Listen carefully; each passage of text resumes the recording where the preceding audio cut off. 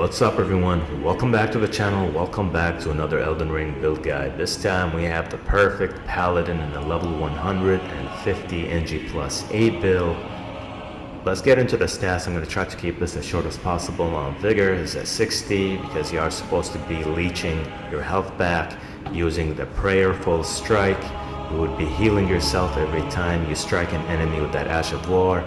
Mine is at 20, just enough so you can cast a few spells, as you do have a few things at your disposal and lots of buffs that you want to keep on for as long as possible. Endurance is at 20, so you can equip everything we have. Strength is at 70 because this is a strength build. Dexterity is at 12, I believe that's by default. So is Intelligence and Arcane. Fate is at 30.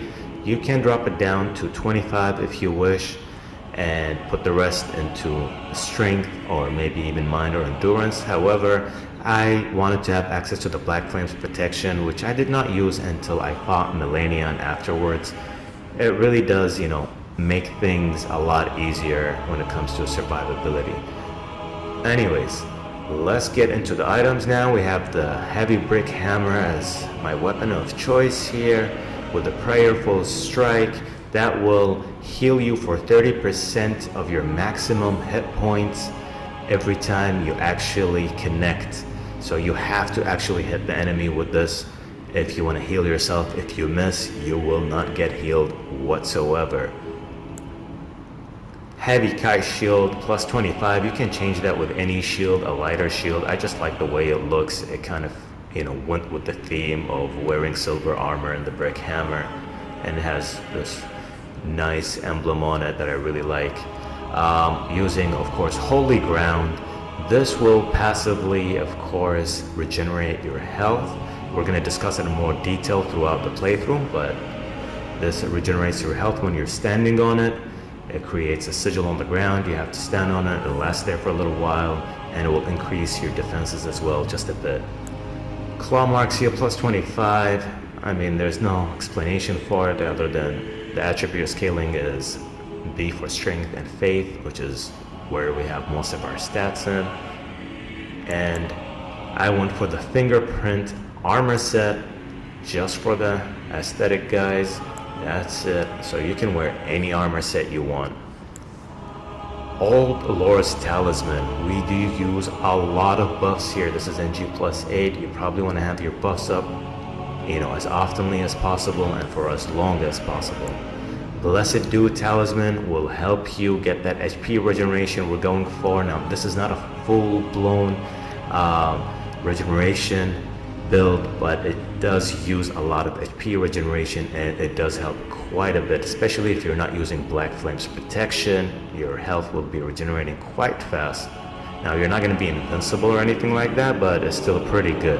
Anyways, moving on to the Erdtree's Favor plus 2, raises maximum HP and stamina equip load.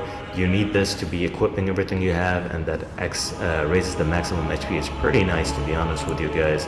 And last, of course, is the Dragon Crest Great Shield. You need this in NG plus 8. These bosses are no joke. Flask of Wondrous Physic, going there for the Upline Heart tier just to increase our survivability a little bit. And the Crimson Burst Crystal tier, which again steadily restores HP for a time. That goes in really well, mixes in pretty well with our Blessed Dew Talisman and with our Holy Ground, and of course the Bestial Vitality Incantation. Anyways, guys, I'm going to BRB and we're going to take a look at the incantations, so I'll be right back for now. Alrighty guys, looking at our spells here. Bestial Vitality, so it can help out with the heal over time. This increases your survivability quite a bit. Electrify Armament is not necessary, but I enjoyed using it. It's a little boost to your damage, why not? Golden Vow is a must, doesn't need an explanation. Black Flames Protection is a must in NG plus 8, but it does reduce your healing efficiency, so keep that in mind. If you're trying to go for a full-on healing over time build, you do not want Black Flames Protection there. Stone of Gorank is a nice optional range spell. It does pretty nice poise damage and scales pretty well with a strength build. So does Fire damage actually scales with strength, guys, so you can deal pretty decent damage using Giant Flame Take V, and last but not least, Ancient Dragon Lightning Strike for some AoE damage and to get rid of those bigger bosses, especially to get rid of mean dragons. Anyways guys, we're pretty much done with the incantations here. You can add anything else, and I will discuss other spells and items that I use throughout the playthrough during the playthrough itself or the build guide. So BRB again. Margit, the Fell Omen. So as you can see at the very bottom of the card, those are the abilities that either I have used myself or I think you should use against the boss. But it's just Margit. As you can see here, we're just using, our Ashes of War and just melee attacks. You don't really need much against this boss. Warrior blood must truly run in my veins.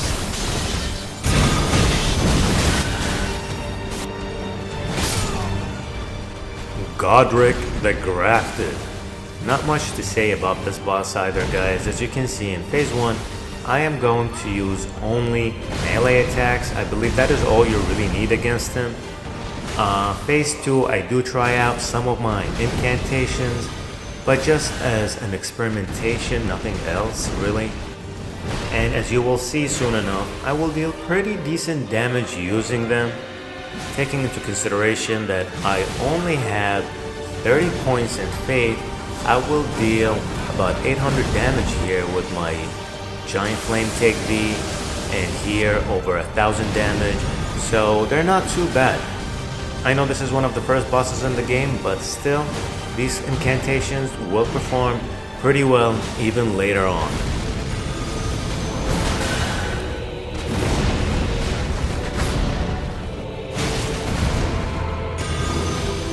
I am the Lord.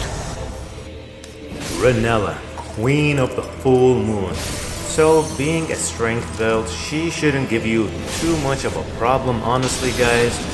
If you do it right, and just you keep attacking her with your melee attacks, you should be able to easily get her to her second phase in 1 or 2 attempts.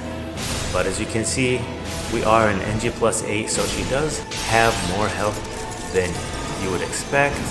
And still, we are able to take her out quite fast. So for phase 2, you probably do not want to be too close to her when you use the Ancient Dragon Lightning Strike just to maximize the damage. If you're too close to her, it will not do as much damage. And then you want to use the Stone of Gorunk, as she is weak to physical damage, and that incantation does deal physical damage as well. So make sure you utilize that as much as possible, then try to close the distance and kill her ASAP. Little Rani. Star Scourge Radahn. Against this boss, guys, make sure you're always buffed up. He starts hitting pretty hard, especially in phase 2.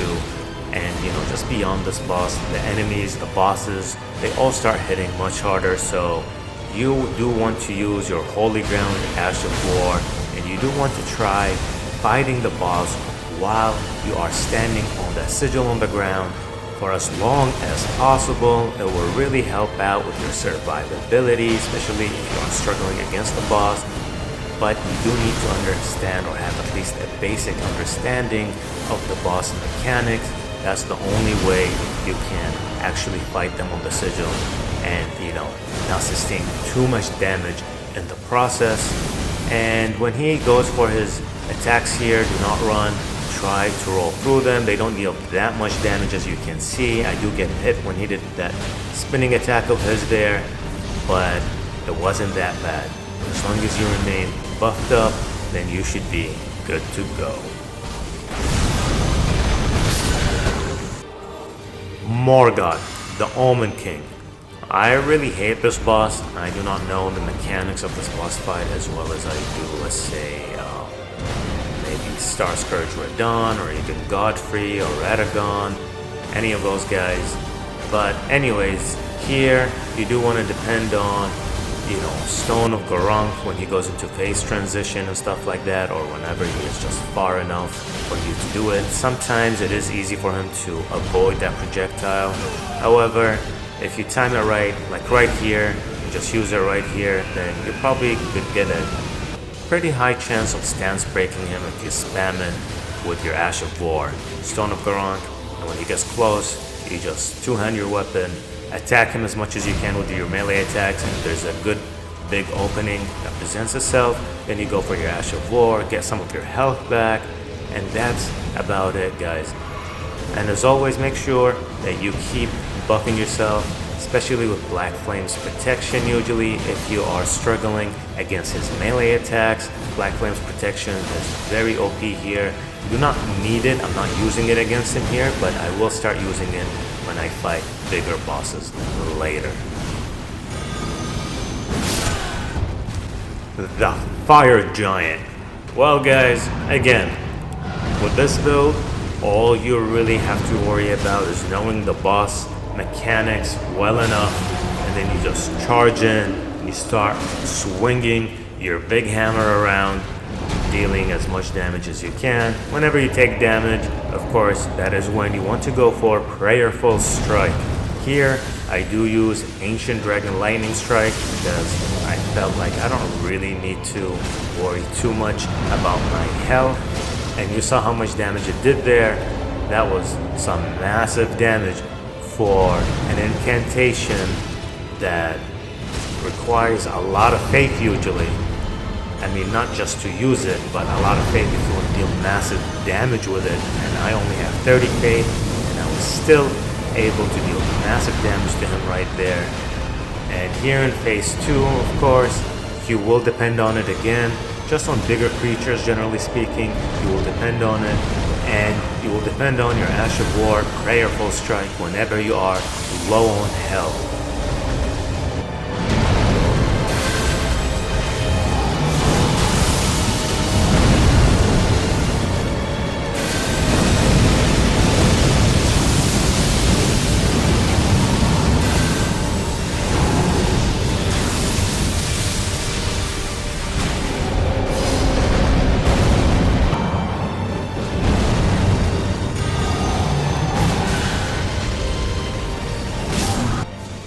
The Godskin Duo.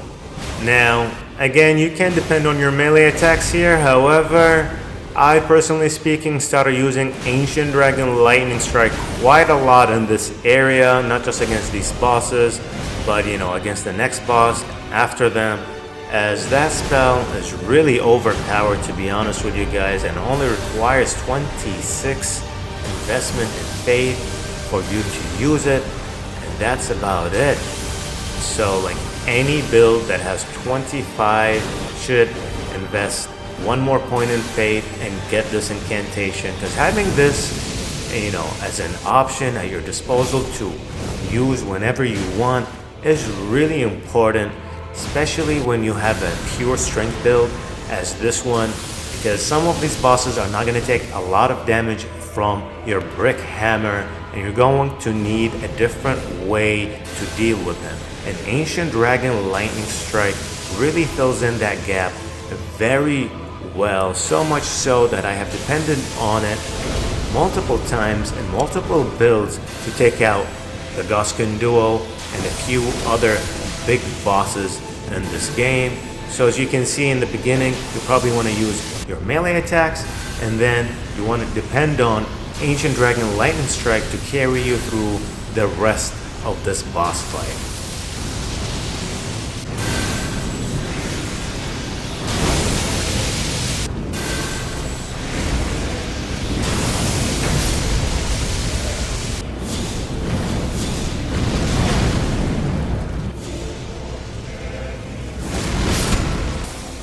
Dragonlord plus Suddasax. Now this is one of the bosses that just has really high resistances against melee damage, and it's probably one of the bosses where I hate using melee damage against because of that, unless I have just like a really OP build. This build right here does not really focus on dealing as much damage as possible with your brick hammer. It is rather a combination of different spells, incantations, ashes of war, and all of that that will help you have a pretty good chance of surviving the boss fight, and is pretty versatile in the sense that you can cover most of the elements except for magic damage, so you usually are good against almost all the bosses, because a lot of these bosses are weak to either lightning or fire damage, or have really low resistances against those elements. Keep that in mind, guys.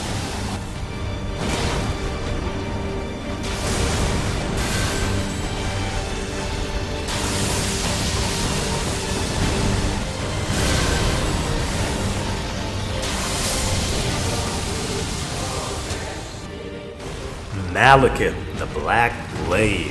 One of my favorite boss fights in the entire game, guys. This guy also has pretty high resistances across the board, however does not have a lot of health inherently, so do not be afraid of just rushing in and trying to bash his face in like I just did.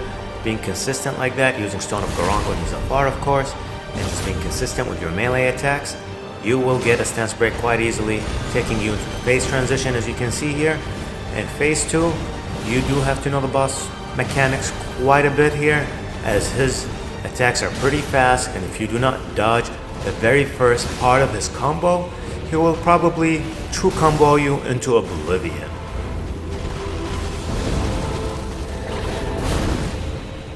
Make sure to use all of your health regeneration incantations and your holy ground Ash of War here as much as possible, because when he strikes you with his Black Blade incantation and your health starts to rapidly deplete, those incantations and holy ground will become lifesavers. Make sure you use them as much as possible, and of course go for your prayerful strike whenever the chance presents itself for an easy win.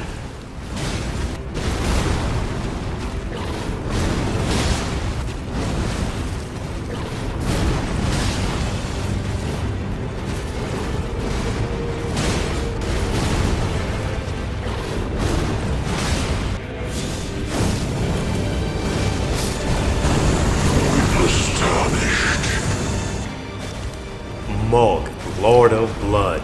So of course you want to start this fight by spamming Stone of Garong, dealing some nice melee damage and pretty good poise damage.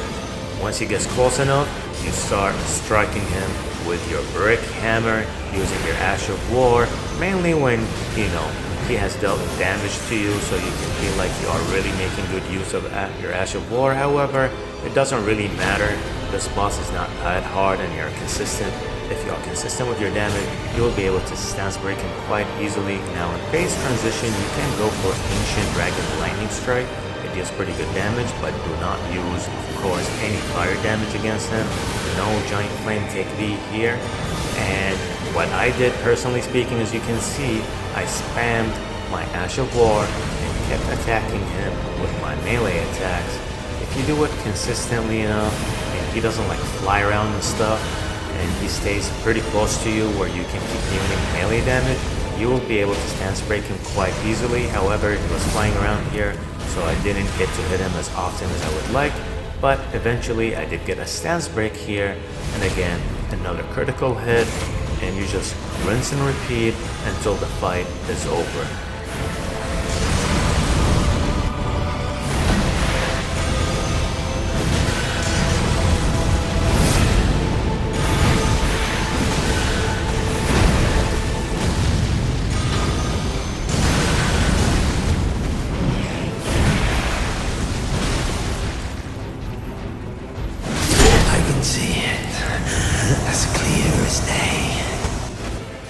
Loretta, Knight of the Halig Tree. Again, another boss that you want to spam your melee attacks against and your Ash of War. Do use Holy Ground here. She does deal pretty, high damage, physical damage and magic damage, so standing on the sigil here will help you regenerate health, as I have mentioned already so many times, and as you all already know. And of course your Ash of War against mountain enemies, as you can see, is really OP. It will push back the boss, canceling their attack animation multiple times and just healing you back in the process. Spamming it, of course, will guarantee you an easy stance break. It does give you some hyper armor, as you can see, so you can tank most of her damage without having to worry too much about her pushing you back or interrupting your attack. And standing on the sigil again, guys, will make this boss fight that much easier.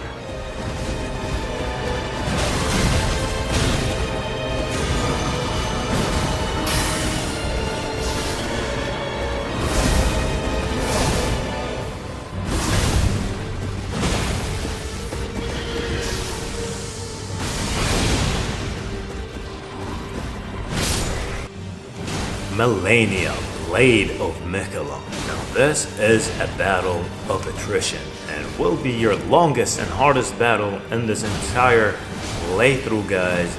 So what I would recommend is just going in there and fighting her full on melee attacks, full on melee battle.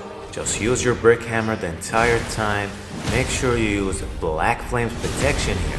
As you can see, if you are consistent enough with your attacks, you should be able to stance break her, and your Ash of War will smash her on the ground, as you can see there, and gives you enough chance to escape her Waterfowl Dance attack, which is probably her only lethal attack in phase 1.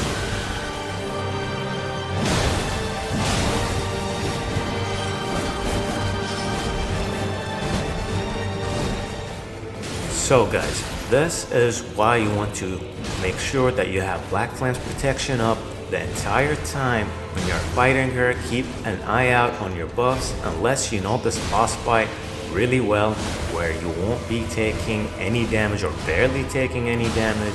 Then that is the only time where I would not use Black Flame's protection here and go for Flame Grant Me Strength and just, increase your damage output instead of your survivability. However, this boss fight is the hardest boss fight for me out of the entire game, and I'm sure it is the hardest boss fight for the majority of the player base of Elden Ring.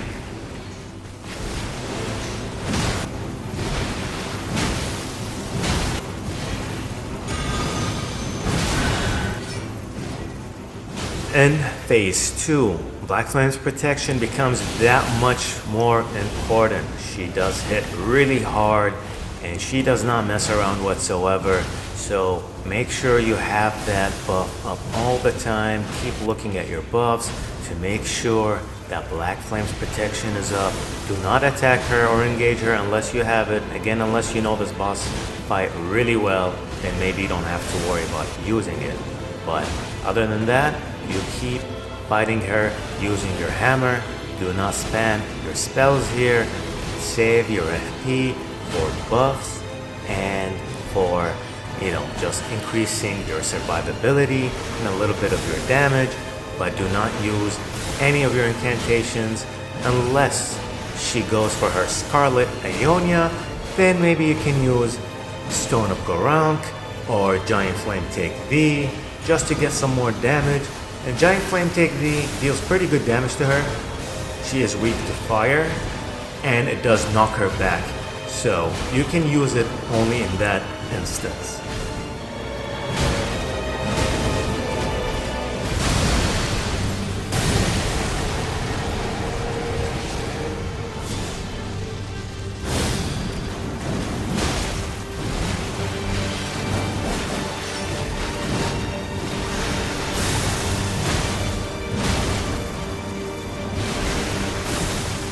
You should also know that your Brick Hammer has a pretty good R1 moveset. Those attacks come out pretty fast and you can probably hit her at least twice before you have to worry about, thinking of going defensive or just dodging her attacks or just countering one of her attacks. You do not want to get too greedy. You attack her twice and then you get ready to get out of the way. Like that, you should be able to easily defeat her.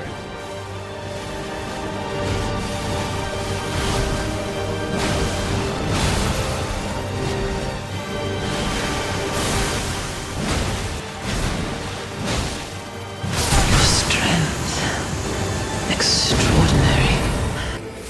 Sir Gideon off here, the all-knowing, aka the all-annoying is more like it, to be honest. This guy spams spells all day long. He has no problem doing it. He never runs out of mana, never runs out of stamina, never runs out of energy, nothing.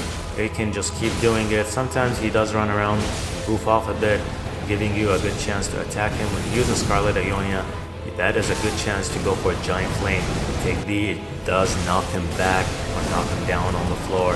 So make sure you take full advantage of it here. And then combine it with your melee attacks. I do not use my Ash of War because he is just unpredictable what he'll do, and that Ash of War's animation does take a bit of time. So here just go for normal melee attacks, and for Giant Flame take V. If you want to have an easy win against him, of course, do use the pillars here to take cover against his attacks. They do help out quite a lot.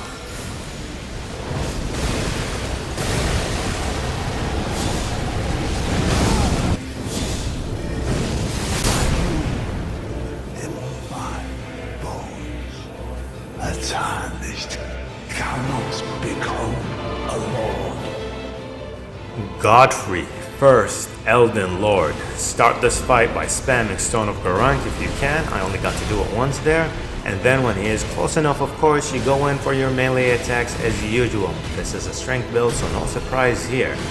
Anyways, keep using your jump attacks here against him as much as possible. And whenever an opportunity presents itself, you should use your Ash of War. You can go for Holy Ground here. I didn't do that, but you probably should, because it's kind of easy to like just fight over the sigil and make sure that he stays in his place. He doesn't move around a lot. He will keep attacking you. As long as you stay in your spot, he will come back. Even if he moves around a little bit, backs off, uses his little foot stomp there, he will eventually come in and try to attack you with his axe.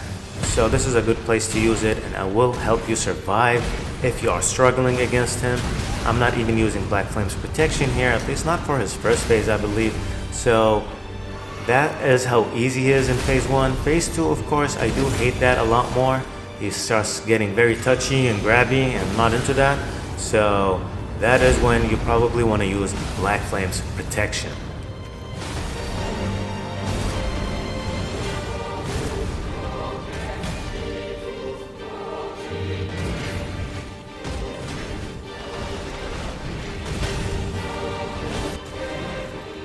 For his second phase, I usually maintain my distance. Well, not with this build.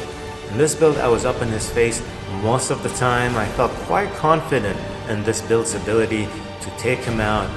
I'm usually not like that. I usually wait for the right openings, and I kind of just like run around, wait for him to kind of miss his attack, and then counter him.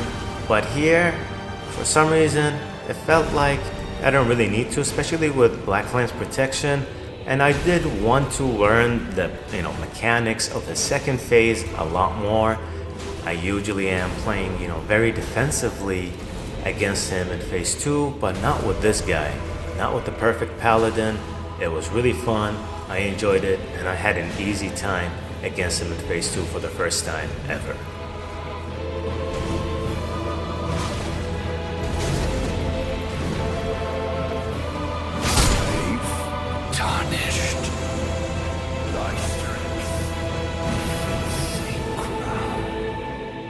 Radagon of the Golden Order. So as you can see, always started up with Stone of Garank. You can use Giant Flame Take D as an opener, since you probably will have a chance to attack him without having to worry about him using his deflection ability. And then you go in for melee attacks. This boss fight, I usually am just used to defeating him using my melee weapon, or just melee attack generally speaking. He is not that hard to avoid, or just, it's not really hard to avoid his attacks. As you can see, they're very easy to read. And if you're consistent, of course, just like as with any other boss, you will be able to stance break him quite easily. And for his phase transition here, when he goes and uses his most powerful ability here, if you time it right, you can get in 2 of your Ashes of War in before he starts retaliating.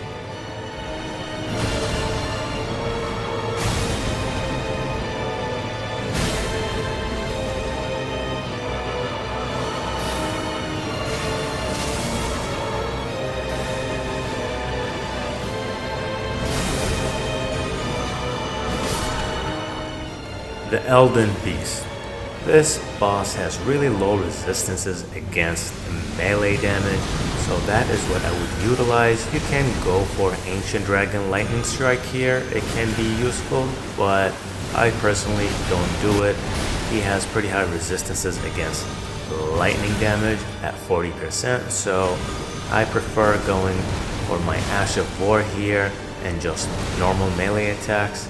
Using Holy Ground can be useful here sometimes, but this boss does move around quite a lot, that will prevent you from taking full advantage of your Holy Ground Ash of War, so I didn't use it here myself, but if you are struggling against this boss, it could help you out a little bit, not too much though, I don't think it would. I didn't use it myself because I didn't need it. The boss fight here is quite easy. All you really need is either Black Flame's protection as your main buff or Lord's Divine's protection, or Lord's Divine fortification rather, which increases your holy damage negation by 60%. That could be really useful against him and Radagon, but it really depends on which attacks are giving you, the most trouble. That will determine which incantation or buff you would want to use most of the time. You cannot use both of them, unfortunately, so choose one, according to, like I said, which attacks are giving you the most problems. And that's about it, guys. Anyways, I hope you enjoyed watching Perfect Paladin.